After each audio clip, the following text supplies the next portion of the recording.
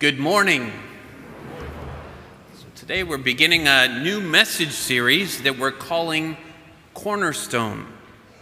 We're going to look at the bedrocks of our faith and where we find ourselves today.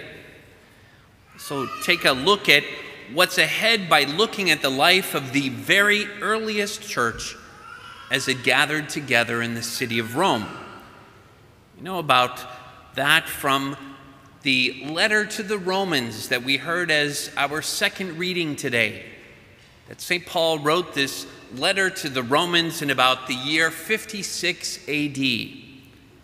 And Paul never visited Rome at that point, so he's writing them a letter as a way of introduction, setting forth his teaching about who Jesus truly is as the Son of God and what our responsibility is as a follower of his. So if we read the entire letter to the Romans, that we get a pretty good look at what Paul's preaching was to the various Christian communities that he founded. And today we're going to look at a few verses that we heard from our second reading. You know, it starts off, "Owe nothing to anyone except to love one another. For the one who loves another has fulfilled the law." Paul says that as Christians, we have a single, ongoing, and unlimited obligation to love one another, because Christ loved us first, last, and eventually radically. The Lord loved us radically by laying down his life for us on the cross. We are who we are because God loved us first. It was God's love that moved the universe into being. God didn't create the world because he was lonely or he didn't have anything to do. God loved, so he created.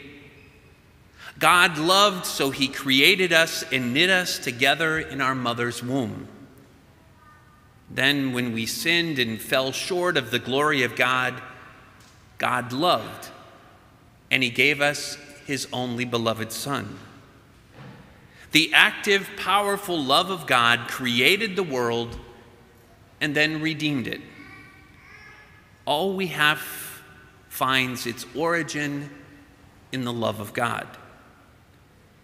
In light of this love we have received, Paul says we have an obligation to love others.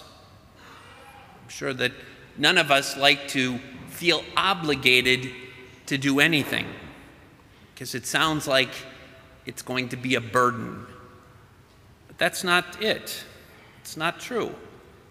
As the love of God is poured into us by his generosity, we pour that love into others, not based on willpower, but based on God's power. Probably all of us know that from a grammatical sense that the word love can be either a noun or a verb. But Paul uses love here as a verb. He doesn't mean love as an emotion or a positive feeling towards someone. We have no obligation to feel a certain way about someone else.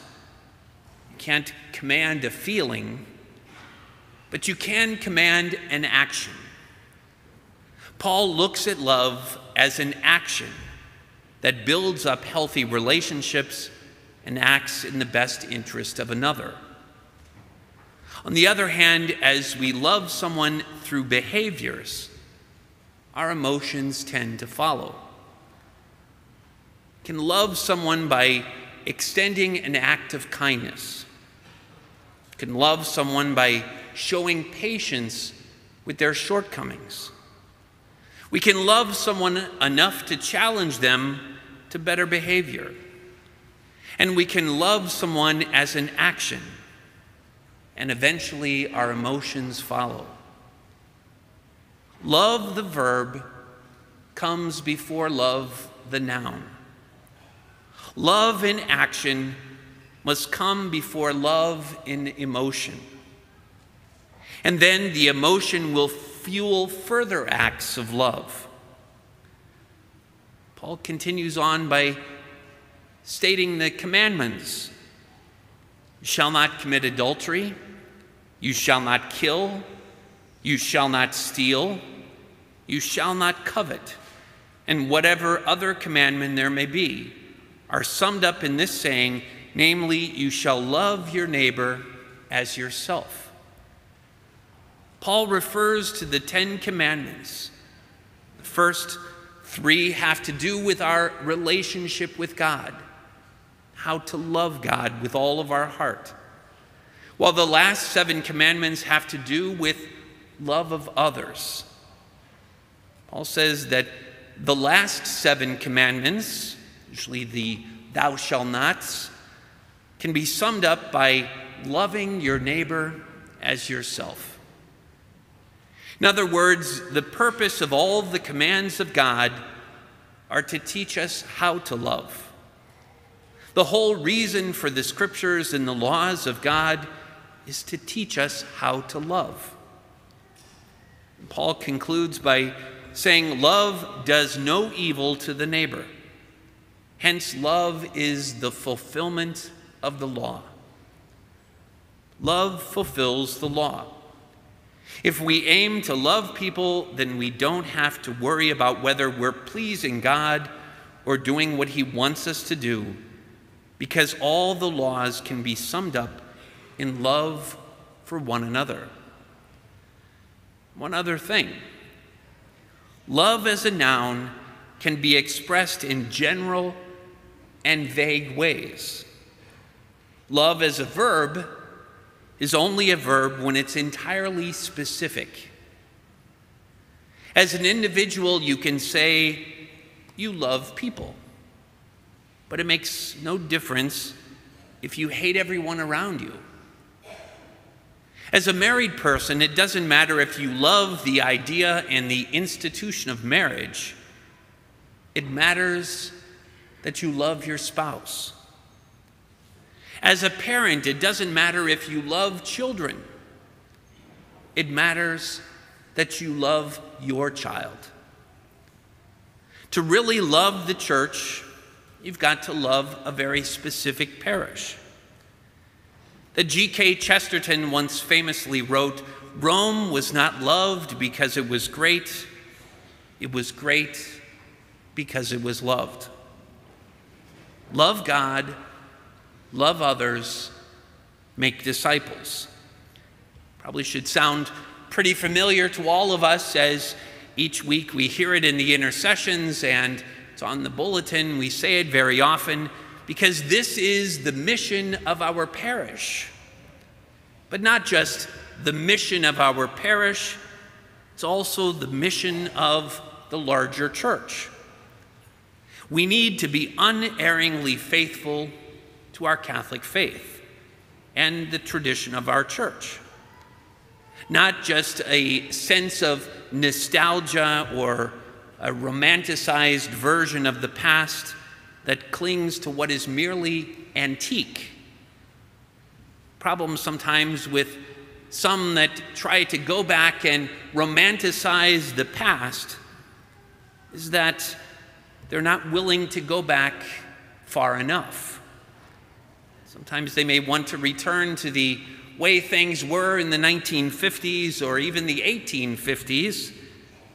But what we really need to do is to return to the church that Paul was writing to. A retrieval and a revival of the spirit and soul of the church of the apostles, when the church was most faithful and most fruitful. This is called dynamic orthodoxy. That we're challenged to get up out of the pews, to take responsibility for growing our faith and then sharing that faith, especially those who are desperate to hear the good news of Jesus Christ in their lives. God calls us to share in that mission, to be his disciples, and to go out and to share that good news with others. Love God, love others, make disciples. This is our mission given to us by God to be the church. It's not just a catchy phrase, but the cornerstone of who we are.